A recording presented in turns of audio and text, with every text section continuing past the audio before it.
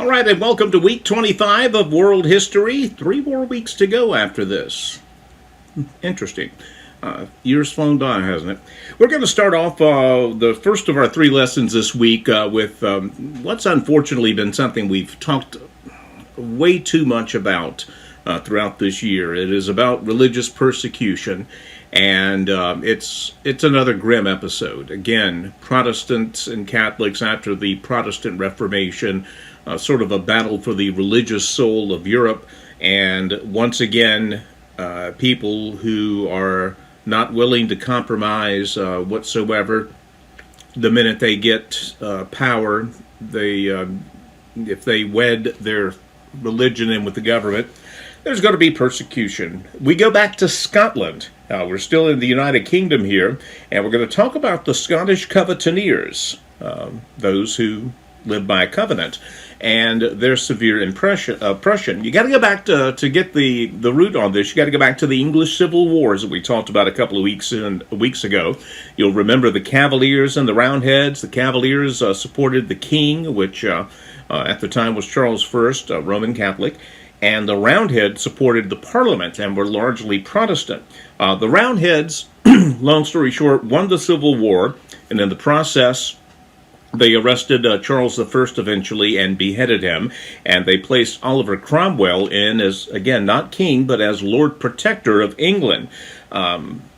Charles had a son who we'll come to know as Charles II, who was 15 years old when his father was executed, and he was forced into hiding, and he fled to Scotland, where the family is originally from, and basically just spent years and years on the run. He was wanted. The reason he was wanted was because those who were the Puritans, who were doing pretty good under Cromwell's rule, did not want another possibility for the throne should the throne be restored. Though he was an Anglican, Charles II found refuge among Catholic families who supported his father. He eventually fled to France, where the king, remember our buddy, the flamboyant Louis XIV, had mercy on him and gave him money and protection. He eventually moved to Brussels.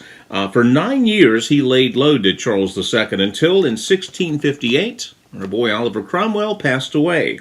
When he died, Cromwell's son tried to be the new Lord Protector of England, but he, evidently, for whatever reason, he was not very popular, and even those who were Puritans, who liked Cromwell's rule, didn't think his son was going to do a very good job. They forced him to resign this position.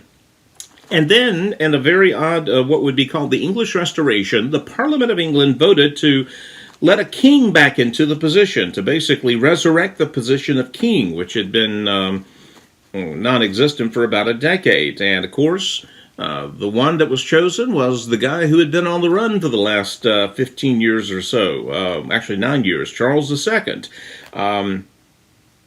Maybe at this point in history, again, we talked about why France endured Louis XIV. Maybe at this point in history, the Brits had a little battle fatigue. They were just tired of the religious persecution, and they wanted a ruler in place, king or otherwise, who was going to cause the least amount of strife.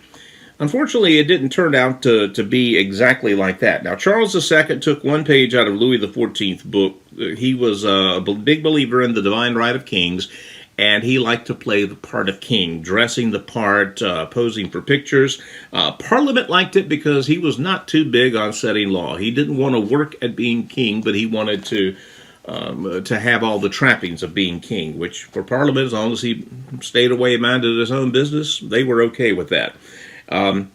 At first, he was fairly tolerant of all the religions in England, but one group he was not tolerant to from the get-go were the Scottish Presbyterians. Again, these were the Protestant reformers in Scotland. They're called Huguenots in France. In Scotland, they were called the Presbyterians. It was the Scottish who had captured his father, Charles I, and allowed him to be beheaded. And Charles II thought that, remember what Henry VIII used to think? He was the head of the Church of England. Well, Charles II tried to assert that authority as well.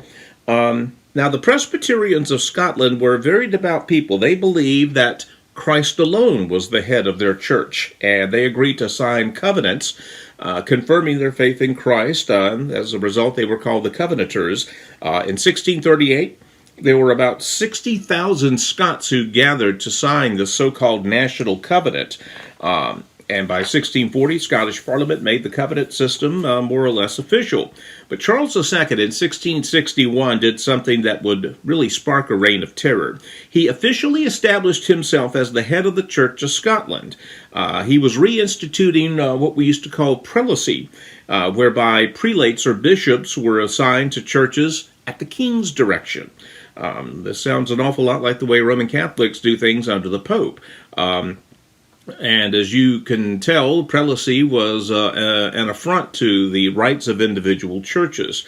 The Covenanters, quite simply, would rather die than submit to anyone other than Christ as the head of their church. It gets a lot sadder. Charles II, evidently unmoved by the faith of the Covenanters, began to persecute them for the sake of political power.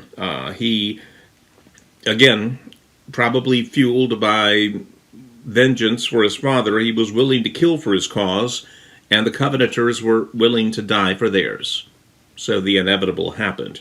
By 1662, the year after Charles II placed himself at the head of the church, the Covenanters basically withdrew from church, and since they were forbidden to congregate in churches, they met outdoors in open fields. They called these worship gatherings conventicles. Authorities, of course, caught on to what they were doing and declared it illegal for preachers to hold outdoor services. The Covenanters would gather by thousands in the hills. They would arm themselves with lookout guards to protect those who were worshiping. Of course, they proved the point of some that you don't need walls and a roof to be a church. Church is a state of mind. There were times when they got angry enough at the persecution that they would rise up in rebellion against their persecutors. They won some, they lost some. But Charles II died with tension still very high in Scotland. His brother, James VII, would become King of England, and he really believed in the divine rights of kings. In 1685, thus began something called the Killing Times. No other way to put it, Scottish Presbyterians were hunted down and flushed out like animals. Christian men and women were tracked down and killed on the spot for having a faith in Christ that the king did not agree with. At the very best, they would be shoved into dark dungeons for an indeterminate amount of times. How bad was it? It was bad. There's an estimate of 18,000 Scots killed, just massacred, over the next several years before another event that we'll tell you about next week. Keep you on pins and needles. But James II was, let's just say, removed as King of England. And when he was, the persecutions of the Covenanters ended. But again, more bloodshed, ostensibly in the name of God. There, in your book, I'll let you know there are 3 stories of martyrs from the Scottish Covenanters at this time. I encourage you to read them. Again, martyrdom is a hard thing to read about, but it is impressive that there were, and there still are, people who are willing to die for what they believe in. Pray we never have to do that, but these are awful but inspiring stories. Let's go back to China for the first time in a couple of centuries. Remember the old the Ming Dynasty that we left them with? Well, in 1644, the Ming Dynasty ended under a series of just ineffectual, corrupt rulers, and it cleared the way for essentially an invasion of China by their neighbors. The region of Manchuria is north of China and is today considered part of China, but for many centuries it was a different region. A little bit of Russian influence, a little bit of Mongolian influence, a lot of Chinese influence and whatnot created this lowland of Manchuria, which had good crops and so was able to sustain a civilization. In 1644, the Manchu, as they are called, swept down from their plains, overcame the Chinese rebels, and in the course of the few years set up the Qing dynasty that would last until the early 1900s. A long-standing dynasty, especially when you considered it consisted of foreigners. Now, foreigners in terms of being of a different nation. Certainly not a different culture. It'd be kind of like someone from Canada being a foreigner in the U.S., but they would not be that out of place. You stand in the main street of an American city, and you stand in the main street of a similarly sized Canadian city, you're not going to notice a lot of difference, a lot of commonalities between the two. And thus it was here, but they were not Chinese. The Manchurians had their own nation, and the culture was a little different. They set up a government, and it was a weird situation insofar as they ended some old Chinese traditions like that god-awful foot binding for the women. The Chinese in general, of course, did not appreciate being told what to do by their neighbors. It was quite demeaning to them to shave their heads, as the new emperors insisted. Quite humiliating. Kang Shi was one of the was the first of the Qing dynasty emperors, and he was remembered as a hard worker. He would get up before sunrise, go to bed well after midnight every night, doing emperor things. Again, he was very effective as a leader, and he had a certain amount of understanding for the people he was governing, because you remember Louis XIV never really had to leave the Palace of Versailles. King Xi, even though he was an absolute monarch, he respected the Chinese and their customs. He gave native Chinese the lands that had been taken from them. He put more Chinese in the government, and even though the Manchus still called most of the shots, King Shi became very, very popular in China. He lowered taxes. He regularly left his palace to visit the people in the countryside. Someone who, again, while he was an absolute monarch, he had very few checks to his power. He was genuinely concerned about the plight of the citizens, benevolent dictatorship, if you will. He very much prized art. Porcelain really made a comeback in China during his reign. He also sponsored literary projects, ordered the compilation of a dictionary and encyclopedia, and is generally remembered as one of the great emperors. Now, it's odd because during all this culture wars being played out, the Manchu were still encouraged to have an attitude of superiority over the Chinese that they were ruling. Manchu officials were told to frequently return back home so they don't become too Chinese, I guess. But over time, these two cultures, which are not that very different to begin with, began to become real seamless. Until in the, of course, 20th century, Manchuria became part of China shortly before most of World War II broke out. But for the time of the Qing dynasty, the Chinese were ruled by foreigners, which is very odd for a country with such a long and illustrious history. They sort of closed their doors, not to the degree Japan did, which they would not let anybody in. But China, during the Qing dynasty, was generally closed off to most of the West. Not 100%. There was some interaction. As a result, even though China had a period of relative prosperity, technologically speaking, and in other ways, they fell behind the rest of the world during this time. We're going to close out today by talking about one of these, again, just brilliant, multi-talented dudes that make history so fascinating. We've talked about Da Vinci and Galileo. I would put Sir Isaac Newton right up there with them.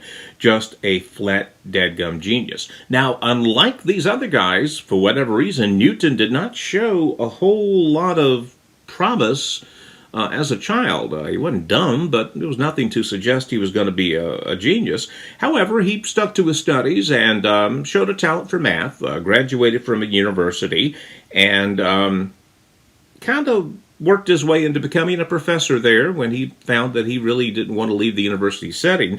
He was sort of like the absent-minded professor. He was very socially awkward, had a hard time making friends, often reportedly seen with messed up hair and unkempt clothing. He didn't make friends very easily. Again, he was a guy who loved numbers more than people.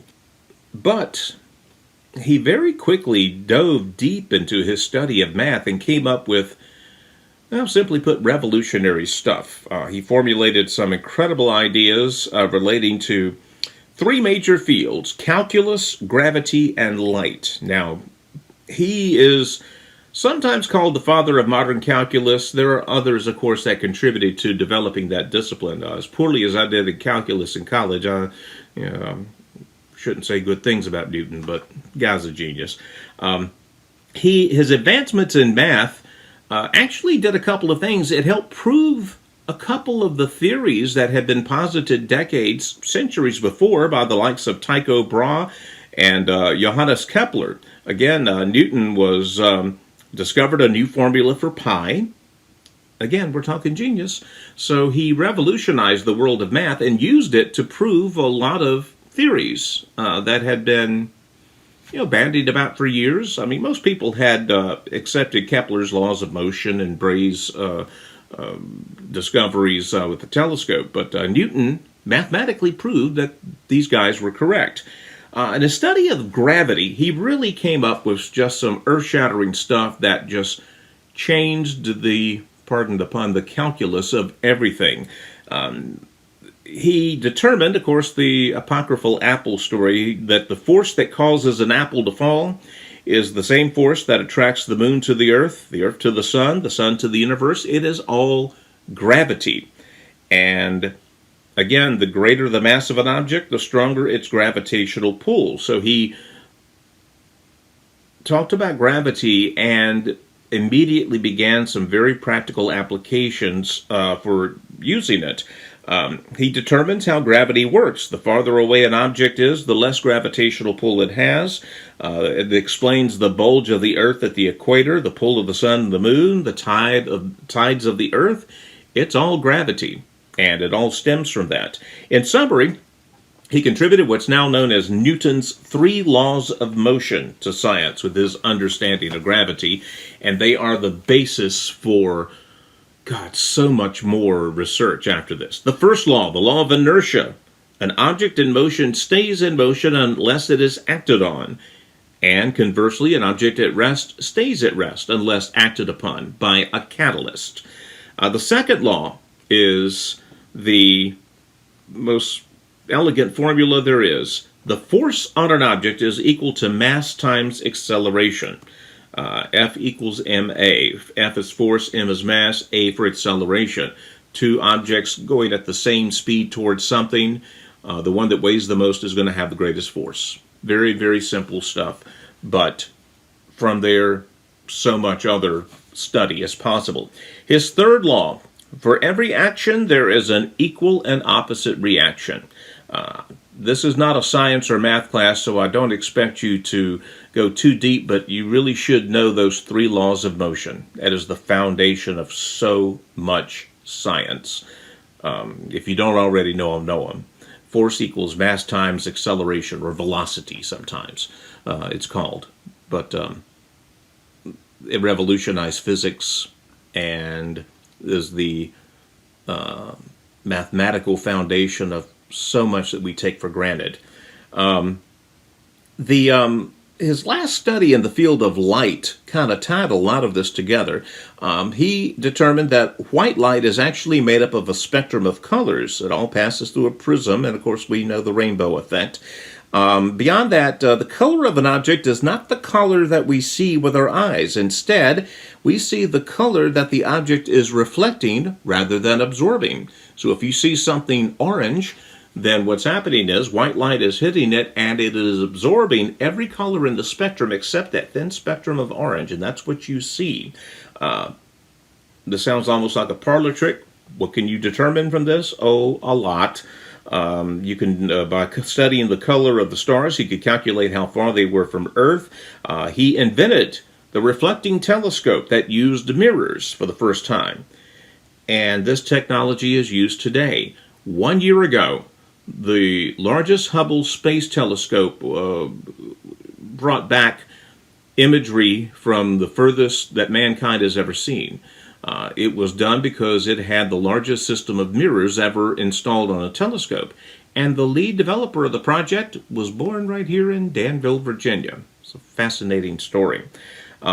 Newton was recognized during this time. He had a habit, though, of not releasing his stuff until like 20 or 30 years after he had formulated it and perfected it. He was very, very worried about being proven wrong. Well, he didn't get proved wrong by much. Even Albert Einstein didn't prove him wrong when he came up with the theory of relativity. He just took Newton's laws a step further. Now, unlike the stereotypical scientists, Newton was very, very religious. He was fascinated with God, the Bible, and with the entire Christian experience. His most famous quote in terms of reconciling the worlds of religion and science is this: "Gravity explains the motions of the planets, but it cannot explain who set the planets in motion.